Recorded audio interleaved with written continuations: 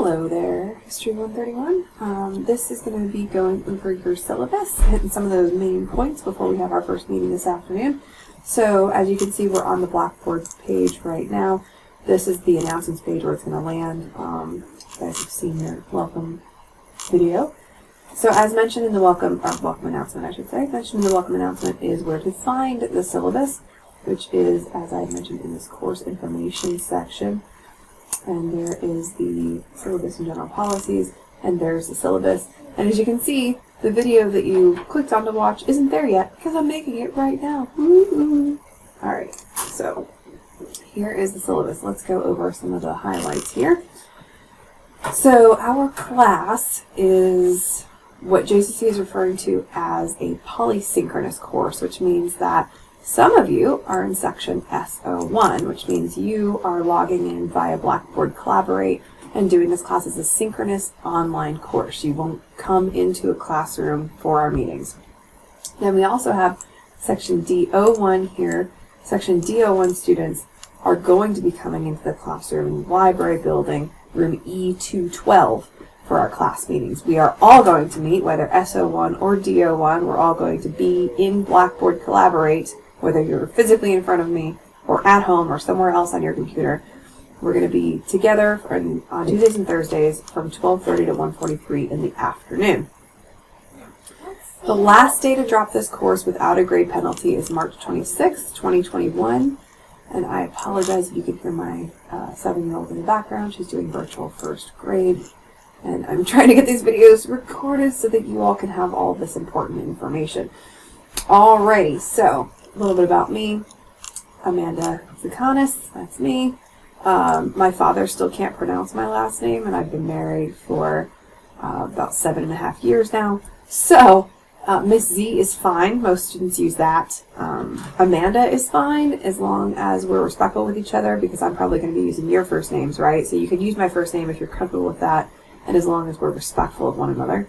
That being said, I know that we're in the South, and some folks do not like saying someone's first name if they're, an instructor. So Miss Z is fine, or Miss Zakanis is fine if you want to be bold and try to go for the whole name.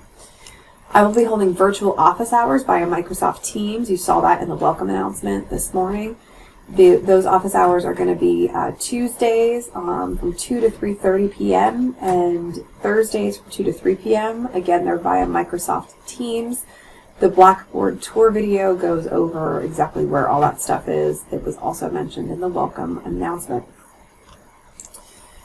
Office location, I'm in STEAM B124, but circumstances being as they are, I'm not going to necessarily be in my office every day. I'm going to be working from home some. I'm going to be in different parts of campus at sometimes. So the best way to track me down is via email or Google Voice. So you can see I've got my office phone number, but again, not always going to be in my office just because of the way things are at the moment. Google Voice numbers here. You can text me via this number. You can call me via this number. And I will respond if I don't pick up or respond to the text right away. I respond to everything within 24 hours, and that brings us to email as well, which I also respond to those within 24 hours. It is the best way to reach me. But again, you can also pop into these virtual office hours during these days and times. I'm going to have Teams just open, and people can pop in as they want to. So please feel free to do that. And again, if you send me an email, I will respond within 24 hours.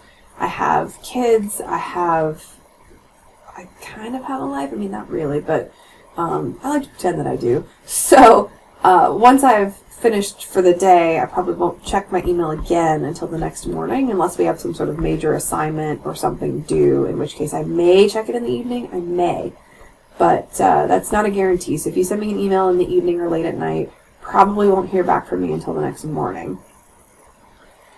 So, what are we doing in here, Wheel? We are talking about all kinds of stuff. We're going to start with Native American societies and civilizations, going back a long time, because I just wanted to give you like a sort of comprehensive view, well, as comprehensive as I can without spending an entire semester on it, of different Native American cultures and peoples before Europeans even showed up. So then we're going to get to contact and colonization, And we're going to go from there all the way through to the Civil War and Reconstruction, which is the period immediately following the Civil War. That ends in 1877. So we're going to start really early, but like most of the stuff is going to be in the 1400s, and then we're going to go to like 1877. So we're going to cover a whole lot in this semester. Course format. This is, as you can see, I was very careful with the syllabus to break it up into if there's something that is different based on how you're taking this class, there is a section for you.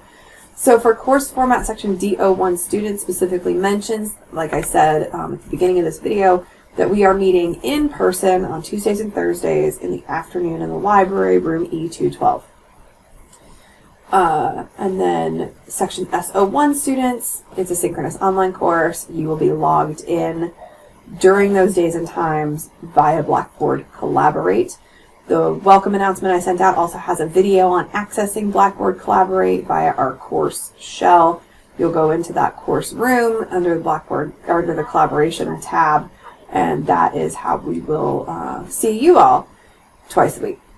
Okay, so if you are an S01 student, this is describing class participation for you. You got to log in at the start of class time, just like you'd be in the class. And just a note on days and times, right? Tuesday, Thursday, 12:30 to 1:43. We will talk together. I'll put you guys in small groups, so people who are sitting in front of me and people who are sitting at home or somewhere else will be in groups together across platforms on Blackboard Collaborate. We'll do polls. I'll ask questions. There are cool react buttons and things like that in Collaborate, so you can, you know, if a student is responding to a question and you're like, man, that's totally cool, you can either type something in the chat like, yeah, I totally agree with that, or you can even, there's a little green check mark that says agree. You can click on that. So there are ways for you to engage and participate and express, you know, your agreement with a student or a disagreement with what their point is, while you're listening to them talk and not in the same location. So I encourage you to take a look at that. So you will be expected to be participating even though you're not physically in the room. And I've had to do this, which is such a bummer. I've had students log in and walk away from their computers, and I'll ask a question, or I'll be like, raise your hand, because there's a raise hand button in Collaborate, if blah, blah, blah, or if you want to do, like, you know, maybe I'll start a poll, like which document you want to talk about first, and I'll start a poll. You know, if you don't respond, I'll kick you out of the class. I'll log you out of the meeting, and then you have to get a guest link to get back in. So I encourage you to be in there. If you can message me privately if you have to deal with an issue. I know we all have a lot going on. I just mentioned my virtual first grader in the room. So if you know, Missy, I got to help my kid with something. Missy, I just got to run to the bathroom real quick. You know, because I can't physically see you need to get up and do something because we're not in the same space, right? If you're in the classroom, if you're a DO1 student and you get up and go to the bathroom, I can clearly see you've gotten up and left and you're going to be back in a couple minutes, right? I can't see that if you're not in the same place. So maybe send me a private chat message if you do need to get up and walk away for a minute or two. Because I understand, you know, we need to do that. But if you haven't told me anything and you're just not there, I don't know. So just communication is going to be super duper important all semester long, and that's just one of the ways in which we need to remember that.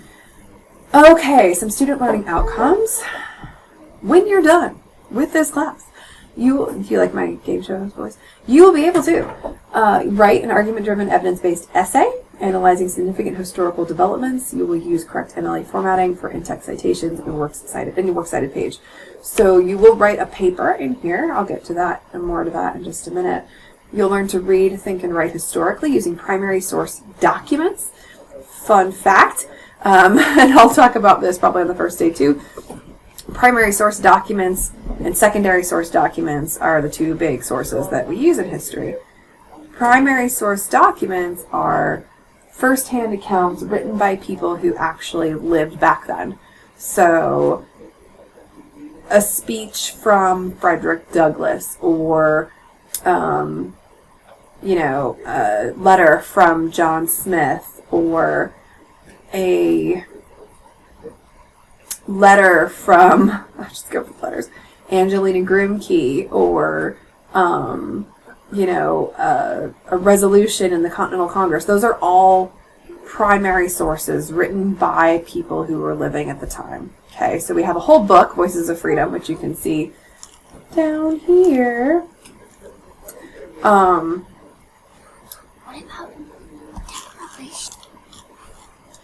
So that's what primary source documents are, and they're going to be a main piece of your paper. Practice critical thinking and your project too. More on that later. Practice critical thinking by creating evidence-based arguments and challenging arguments you are given. So we're going to take that primary source stuff and the secondary source stuff, and we're going to use it to back up arguments we make about the past. You are also going to challenge arguments that you are given. One of the important pieces of critical thinking is being able to question what you are told and the evidence provided before you. We are going to see conflicting accounts from people from the past. One of my favorite examples, it's not even from American history, it's from the Battle of Kadesh, which was this really old, it was the first big, major, huge chariot battle.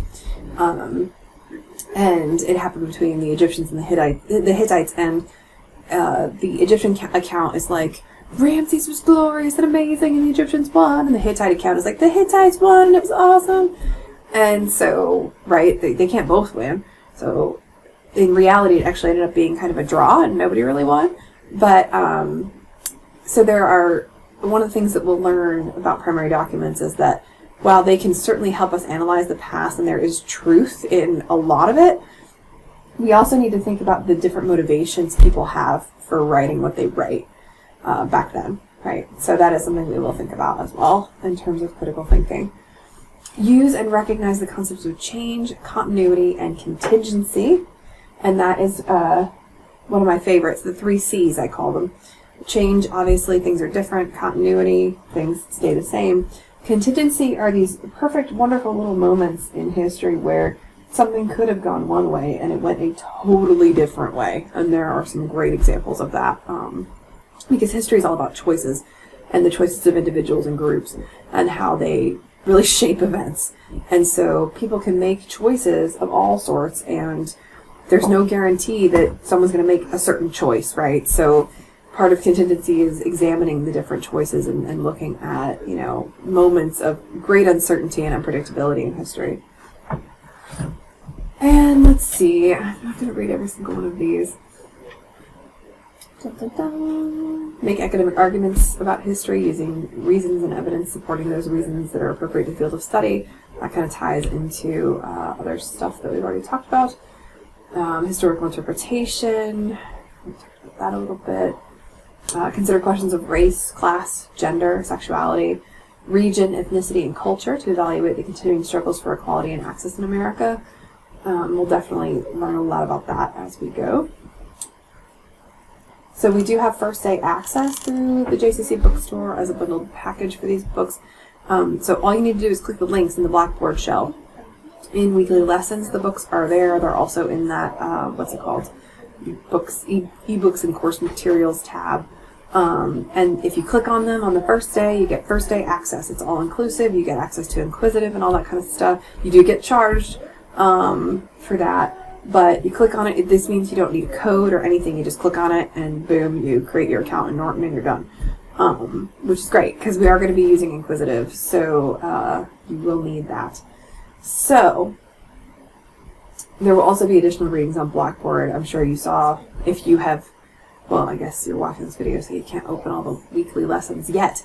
But in week 2, we have some primary documents that are on Blackboard. There will be some weeks where we do have other readings besides what's in the books. But it's not like a crazy amount. And this is just some information about eText. We are using eText.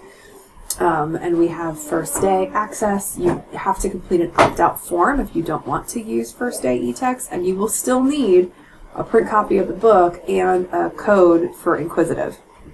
So keep that in mind. You can't just say, I'm going to opt out of first day and just not buy books, and that's fine. That's not fine. You can't do that. We have, the Inquisitive assignments are participation grades. They will be through the book and the book software, and the book itself, both books, Voices of Freedom and Give Me Liberty are, we have readings from them every week, so you are going to need the books. All right, so course overview. How do we explain the rise of the early American Republic and its subsequent division? How indeed, friends, how indeed. So we're going to talk about all kinds of different stuff in here. The United States emerged from war a weak union with sectionalist divides. That would be the war for American independence. These changes were neither inevitable nor welcomed by all natives, Africans, or European colonists. So we're going to talk about all kinds of things. We're going to answer some questions, or think about some questions at the very least, like what does freedom mean? What does mainstream history leave out or ignore during this era? And what is the proper relationship between individuals and government? So some questions that are still being debated today. We're going to explore the complexities of life in North America, ranging from before European arrival to the end of the Civil War. Topics include Native American ways of life, methods of colonization, the American Revolution, the rise of popular politics, sectionalism, and others. And they're like, Amanda, okay, fine, but how are we going to get graded? Well, here you go. 20% of your grade will be participation. Historians love to sit and talk about stuff. We read stuff and we talk about it. That's kind of what we do. So a chunk of your grade is going to be talking about stuff. Inquisitive activities are going to be half, roughly, of your participation grade. The other half is going to be other things that we do in class together, like small group activities. We have in week 4, we're going to be investigating primary sources, looking at slave and servant runaway ads for like several decades in the 1700s. And we're going to be, each group's going to have a different decade. We're going to answer questions and we're going to come together and talk about it, which is going to be super cool because you'll see how the ads change over time as the institution of slavery and the practice of who is and who is not free increasingly changes in the 18th century. So that's going to be a really cool, fun thing we do. And that's going to be a participation grade. We're going to have a rough draft workshop. That's going to be a participation grade. So, there are going to be some weeks where I put you guys in small groups and you create your own discussion questions for a couple of the documents, and we go over those and talk about it in the way you want to talk about it. That's going to be a participation grade. So keep that in mind going forward. Now, I did put in here that I can give quizzes if needed. I really only want to... Oh, wait, you don't need access code. Look at that. Look at that. Beep. There you go. The shortening class quizzes, that really only is if I see that people are just not talking, not participating. It's dead silent, no one's reading, and it's just, not great. You'll see later in this syllabus, I make a note about how the success of this class is determined largely by your participation. Again, what we're mostly going to do is talk about the stuff we've read. So, you guys are going to watch lecture videos, you're going to read stuff before we meet, and then our meetings are going to be, let's talk about these documents, let's answer these questions, some of which I wrote, some of which Eric Foner wrote in the books. You come up with questions. What do you want to talk about? Or, let's make a chart about like some common things that we see in these documents. So you being an active part of class is a huge part of whether or not this class works. So participation is a major grade. And if it is dead quiet and nobody is reading and nobody is talking, I will have to give quizzes in order to hopefully inspire people to read and be ready for class each meeting. 40% of your grade is going to be exams. We have 3 exams. They're going to take place on Blackboard. They're multiple choice, true, false, and identification questions, which are like short written answers. I have all kinds of information on what that looks like. I have study guides for the test. We'll go over identification. I have an example of an identification answer. So all that kind of stuff. We will go over that before the first exam so you know what to expect. Nothing is going to jump out and be a total surprise. That is not my goal. Basically, I like to set up my classes so that you have to be living under a rock to not know when things are due or what you're supposed to do. So we will definitely be going over that in class, and there will be materials on Blackboard for you before that first exam. You cannot use notes or readings on the exam. They are closed note, closed book. So I provide study guides, I provide information and examples and all kinds of stuff. So please just make sure that you do study and do prepare. They are 40% of your grade total. The first exam is 10%, and the reason why I do that is because I want the first one to count less. Usually when you take the first exam for a class, especially if you've never had that instructor before, you don't know what to expect. And so it's always, I like to count them a little bit less because you might get a little anxious about it, might not be sure, what to expect. A couple of questions might trip you up because you're not used to a history test period or the way the test is written, or anything like that. So I like to have that first one count a little bit less. Now, once you have taken the first exam, you're familiar with the format, you have a better idea of what to expect. Exams 2 and 3 each count a little bit more, and they each count 15% of your grade. And then there are the dates they'll be due. Okay, 40% of your grade. The other 40% is analytical papers / assignments. So you will write one 3 to 5 page paper. That's going to be addressing major themes of the course. That'll be 20% of your grade. You're due March 9th, so after we get back from spring break. The paper basically takes the first 9 weeks of the course and is like, hey, write about something. Make an argument. Were things this way or this way? Use evidence as your answer. So that's one of your major assignments. The second major assignment is a project of your choice, and you have 2 options. You can either 1, design your own historical monument or memorial, or 2, identify and interrogate reasons for gaps in awareness about historical events, and then create an educational outreach plan and digital exhibit idea to fill in those gaps. There are, in the week that the project is due, which by the end of week 3 or so, all the weeks of the semester will be open to you as long as you review those materials, marked and reviewed the syllabus, the course schedule, etc., etc. By the end of week 3, everything past week 6 will open up as well. And so you'll be able to look at the project if you want. There are written instructions. There are videos of me going over the instructions. There are rubrics for the project, each project option. We will go over it in class. We will have a project workshop where we have the whole day and you're working on your project, and I will have a one-on-one space set up in Blackboard Collaborate where if you want to speak with me one-on-one and show me what you're working on, and ask me questions about it, we can do that. So we're going to start talking about this project about a month before it's due, and I suggest you start working on it a month before it's due. Follow all the steps in the instructions, make sure you follow every piece of the rubric, and you will do fine. I had some amazing projects from students in the fall. It's incredibly awesome. They were super creative. They came up with some great ideas. So I look forward to seeing what each of you does for this. So that is your second major assignment. Once you've completed your project and submitted all the pieces of it, including what you will present the projects in late April. And very excited about that. So, and then everyone else will be given specific ideas for feedback in terms of, as they listen to your project, things to ask or comment on once you're done presenting. All of your grades are going to be in Grade Center. This tells you how to access everything, to write down here. And here is just, did you follow the question? Did you follow the prompt or answer the question? That's going to be most points are going to be going toward that. And then, going back to those, the things that you will learn once you're done. Did you support the answer or argument with the proper evidence from class readings or other required sources? Did you, because the evidence piece is really, really important as well. Formatting and mechanics will play a smaller but still important role in my assessment of your major assignments. Each assignment has specific instructions.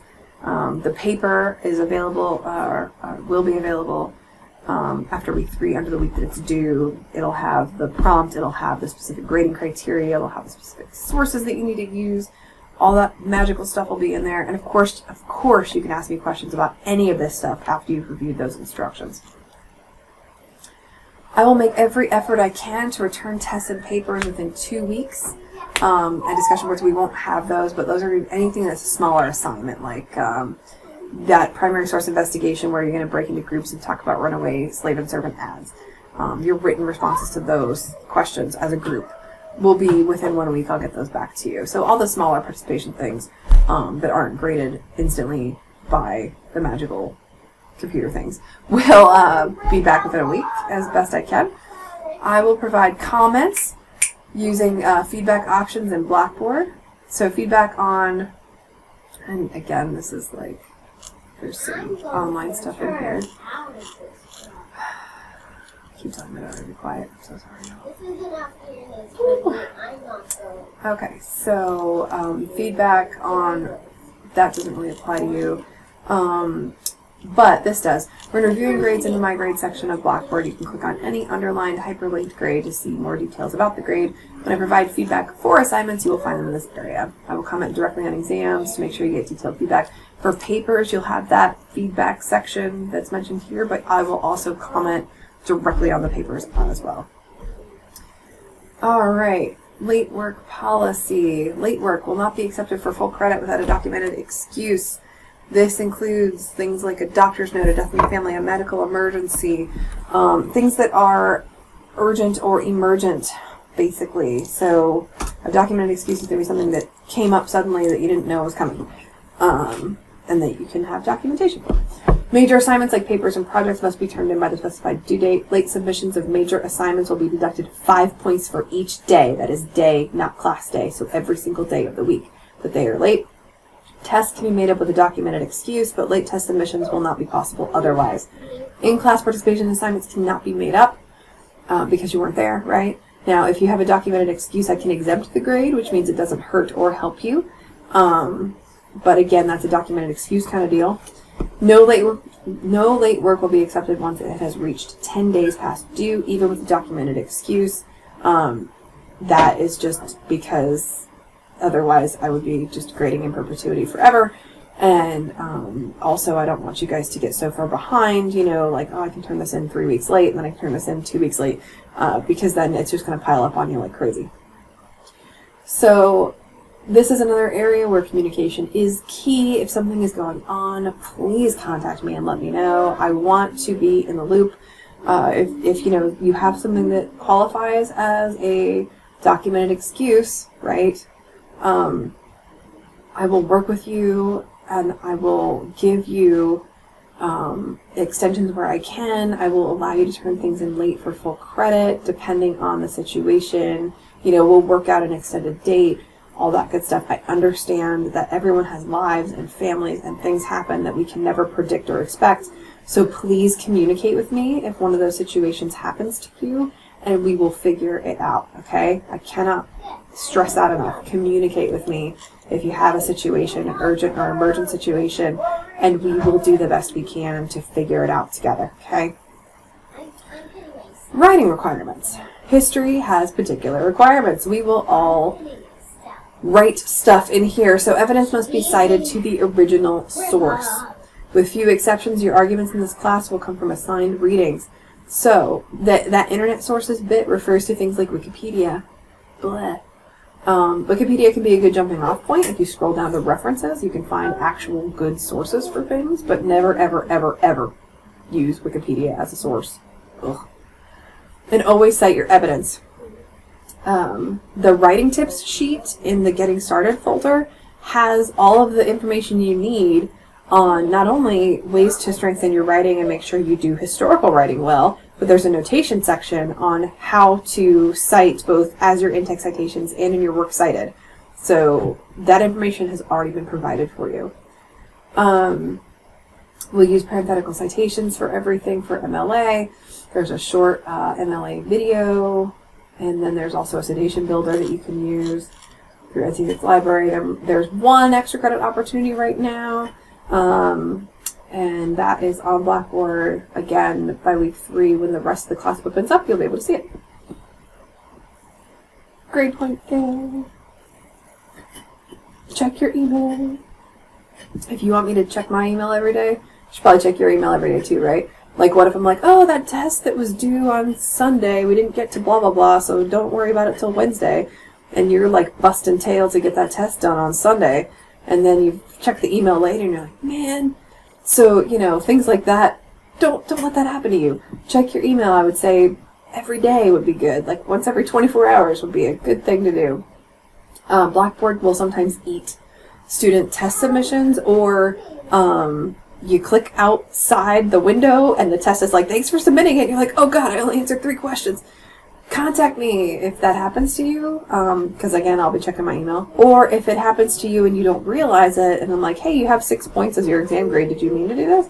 Because I can go into Blackboard and actually see how long a student spent on a test, and I can see if they answered a question or not. So I might contact you and be like, hey, you need to let me know by tomorrow if I need to reopen this test for you. If you don't check your email, you don't know that. You don't get the test reopened, and then you have a 6 for exam grade. Nobody wants that. So check your email. We're going to go pretty quick. We're going to cover a bunch of stuff. So this is just an estimation, 3 to 6 hours per week outside of class that you'll be working on stuff. And, I'll teach you guys how to skim a textbook. Hopefully, I think I'm going to try to aim for that on the first day. Hopefully I remember. Someone remind me, right? And because I do not expect you to read every single word in that textbook, I will teach you how to get the information you need out of it without sitting there and reading every single word, because you would just be reading forever. All right, so for section SO1 students, this is just some information about Blackboard Collaborate. It would be cool if I could talk. Let's see. So we've got some things that are going to happen. This applies to everybody. Tests, essays, that requires computer skill, but this is just specific information on screen time regarding SO1 students. So you're going to be logged in front of your screen for 75 minutes twice a week for class meetings, and then you'll need additional screen time to complete assignments. And look, there it is. I told you. The success of the class will be determined largely by your participation. We each bring different experiences and skills to the class. Some will be more familiar with the literature or speak more often than others. Our goal is a supportive environment and lively give and take. Now, we might be doing the week on reform movements, where we talk about institution building, like common schools, which is basically the first step toward public schools, insane asylums, penitentiaries. It could be that we have somebody who has worked with, the mentally ill for decades and could speak to how the treatment of mentally ill has changed in recent decades to tie into our conversation about people like Dorothea Dix and insane asylums. That would be awesome. That's going to be a unique perspective someone might have that I don't have that. So bring that with you, right? We also need to be speaking to and staying on topic and with our readings. But if you have something that ties in your own personal experience and you want to share that, I welcome that. Please, please, please. We want a very excellent, lively, engaged environment. So remember that is an important piece of our class meetings. On the flip side of that, disagreement is an important part of intellectual discussion. I know we live in an era where it's like, I disagree with you, so, unfriend and block, right? And yeah, there are some things where that might be appropriate, but in terms of historical interpretation, there aren't too many situations where I disagree with you, I'm not going to talk to you anymore, right? So, at least for our classes purposes. So arguing out issues is a critical thing as part of a college education. Therefore, you should expect to disagree with the ideas or opinions of others, especially in discussion sections, like when we are talking about documents specifically. Please always disagree in a respectful manner. If you interpret something Elizabeth Cady Stanton says about divorce laws differently than someone else in class, that's okay. If you're both using the evidence to back up your arguments, that's all right. That's just different historical interpretation. And you can disagree. Just please do so respectfully. Treat others as you would like to be treated. And use respectful language to refer to groups, individuals, and fellow students. We're going to be talking about racial issues, gender issues, all kinds of political issues, all kinds of stuff that is really, really important. And still kind of the legacy of which we are living today. So we're going to have some hot topics. And you might not agree with each other. That's okay. Just please make sure that you disagree in a respectful manner. Plagiarism. I hate talking about this, y'all. Plagiarism and cheating will not be tolerated. Please don't do it. I have students trying to do it, and it's so depressing. Please don't do it. You will receive a 0 on the assignment and be reported. If you have any questions about what constitutes cheating or plagiarism, please ask. We have a Is This Plagiarism handout in that Getting Started tab in weekly lessons. It's got examples of what is or is not plagiarism, If you have any questions, please ask me. You have to cite whether you quote something or whether you paraphrase something. You have to cite it. If the idea does not come directly from your brain, you have to cite it. If you copy and paste chunks of internet sources into your paper, that's plagiarism, guys. And you know what? I will find it, because I always do, and you'll get a 0 and you'll be reported. So please don't do it. You are paying to be here, or someone is paying for you to be here. It's a slap in your own face, and to those of you who are supporting you to be here, if you cheat and plagiarize. It is also insulting to me, but more importantly, you know, because whatever, it's me, I'm me, whatever, I'm thinking about you guys. It's worse for you guys. Please don't do that to yourselves. You are cheating yourselves out of the proper processes and education that come with this course. So please, I implore you, please make sure your work is your own. And if you have any questions about any of that, please contact me. Please, let's set up a meeting. We'll go over some examples of stuff. If you are concerned that you don't know what constitutes plagiarism and what doesn't, I'm happy to meet with you and go over that, okay? Here's a note to DO1 students, people who will be in the room with me. We are only using technology for educational purposes. That will be, there are laptops in the room that you'll log into when you come into class to get into Blackboard Collaborate. That is what we will use in the class. You need to be in Blackboard Collaborate. If we are using a website like the one with the, I'll keep coming back to those runaway ads thing. If we're using that website, for example, you know, you can have that up too, of course, obviously. But, you know, if I come over and you're on Facebook or you're on TikTok or, you know, you've got a chat open with a friend, that's not class, right?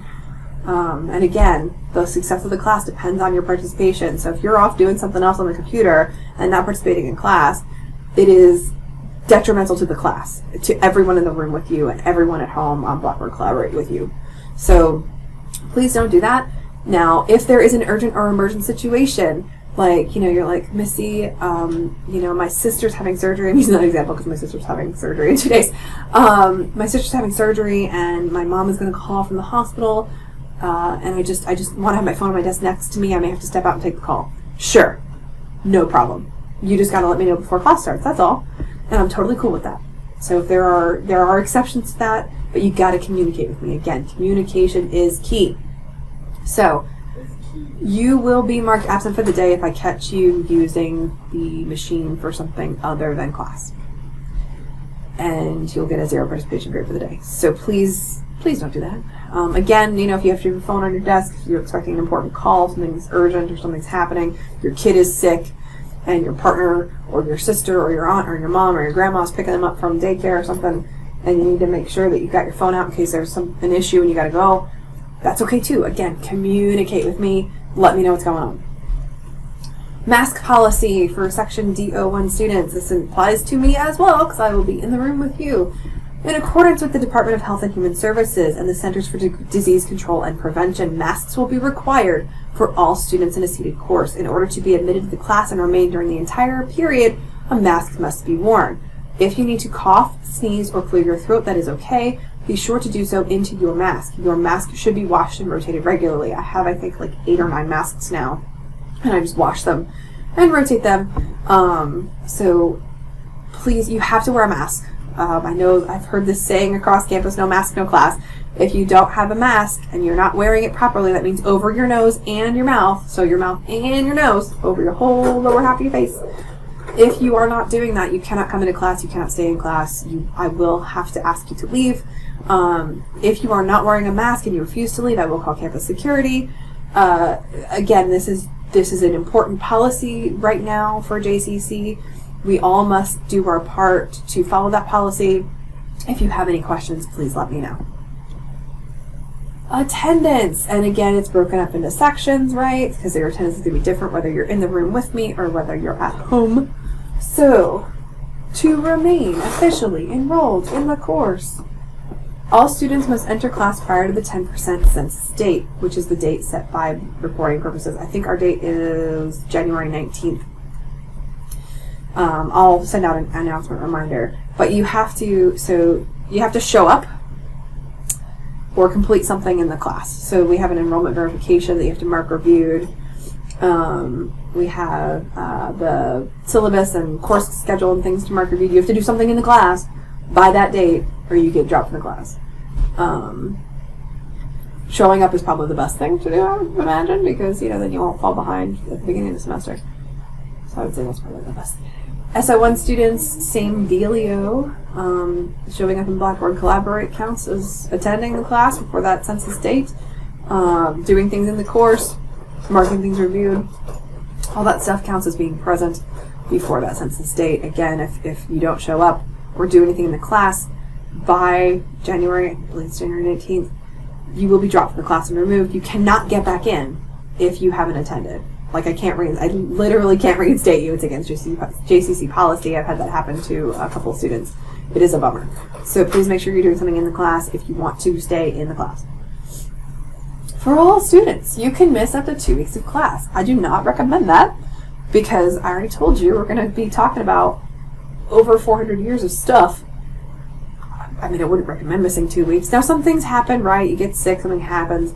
Luckily, we do have the synchronous option in this class. We have Blackboard Collaborate, right? So, say you get sick and you have to be home for a couple of weeks. You can attend via Blackboard Collaborate if you were a DO1 student and in front of me, that period that you have to stay home, you can attend that way, right? So, you can still attend class. Yay! That's pretty cool. Now, so 2 weeks of class, that's four meetings, right? Because we meet twice a week, so that's 4 meetings. You can miss 4 meetings. You can miss 4 classes. Once you miss that 5th class, I have to drop you. I have no choice. It is a JCC policy. I will get in trouble. Lots and lots of big trouble if I don't follow it. So please be aware of that. You can miss 4 classes. Once you miss that 5th one, I have to drop you. Now, if you are passing the class and I drop you and it's just circumstances beyond your control, jury duty is an example on here that's mentioned. Court, things like that. I still have to drop you, but if you're passing the class, I can reinstate you. So, this is all about this is here. There's a form for that. So just be aware of that. There is a way back into the class. I know because just with circumstances being what they are right now, someone may have to miss more than 2 weeks, for some awful reason, and if that happens and you're doing well in the course and you just had to drop off for a little while, I will reinstate you. If you're passing, I can reinstate you. So keep that in mind. But again, you'll fall way behind if you miss 2 weeks or more. And again, if it's more, I have to drop you. So I would advise you to come to every class meeting that you can, whether you are an SO1 student and you're logging in a Blackboard Collaborate to attend, or whether you are a DO1 student and sitting in front of me in E212. All right, CCP students, those of you who are CCP students, I love CCP students. I love all students. You guys rock. CCP, ECA, traditional, VA, you guys are all just awesome. For CCP students specifically, I know that things aren't really happening. Do you remember when we used to do things? Do you remember when life used to be like a thing we would do? Anyway, but back in the before time, when that was a thing, state mandated testing, like what are they called? ACTs, SATs, all those things. Those are excused absences, and they are documented. That's fine. I can get a note from your school, or you can get me a note from your school. You have to get me a note from your school. But if it's like a field trip or a band thing or a choral thing, you can tell I was really cool in high school because I'm doing all the really cool stuff. Athletics is also a thing that people do. All that stuff, color guard, if it's that, it does not count as documented excuse, so you will be counted as absent. I don't think any schools are doing that this semester, but I do want to mention that just in case. Religious or solemn observance. Religion is fascinating. There are so many different kinds all over the world, and it is quite important to many people. If you have to miss class for a religious or solemn observance, we have a form for that. There's a religious or solemn observance absence request form. You need to get it to me at least 2 weeks before the date of the absence. You will be able to make up all your work. All right, so we have a faculty first policy here at JCC, or as I like to call it, we are all adults, because each of you is a college student. You might be 15, but in the class you are a college student, therefore you are an adult in my class. That is how I'm going to treat you. So if you have an issue with an adult, you usually talk to that adult. I know that that has kind of, in some areas, fallen by the wayside, but that is how we should handle things, and that's how we're going to handle things in here. So if I say or do something that upsets you or concerns you or anything, I have a dry sense of humor sometimes. I can be a little sarcastic, you know, and so my intent is not to harm or make somebody feel bad about anything. But again, miscommunication is a thing that happens, you know, and some announcements are going to be sent out via typed text and all that. Tone doesn't convey very well over typed text. I'm sure you all know that. But if I say something or do something or come across in some way that is, you know, concerning to you or upsetting to you, please let me know. Just like if you make a comment in class during a discussion of something and I think, you know, maybe the tone wasn't quite what you meant it to be or it came off wrong, I'm going to contact you and let you know. Now, if it's particularly egregious, I'll stop it in its tracks if it's something really bad and offensive. That rarely ever happens, but I'm just putting that in there. So I would hope that communication is a two-way street, and you would let me know if you have a concern about something going on in our class. So reaching out to me outside of class time with concerns or any issues, that's, you know, great. If you have something that you need to talk to me about in that regard, please contact me and we will work it out. If you feel the issue is too big to talk to me, which I've been very lucky that really hasn't happened. But if you do feel that way, there's a chart here for people to contact. The next step would be the department chair, who's in this second thing here. All right. So that's it for that. But again, it's the We Are All Adults, or faculty first policy. So I would hope that you would come to me first. I want to encourage the success and learning of each and every one of you. And so if there's something that I'm doing that is at all hindering that, please let me know if you have a concern. So that's the syllabus in a whopping like 45 minutes. Sorry about that. But with two sections in one, sort of, with the SO1, DO1. It took a little bit longer.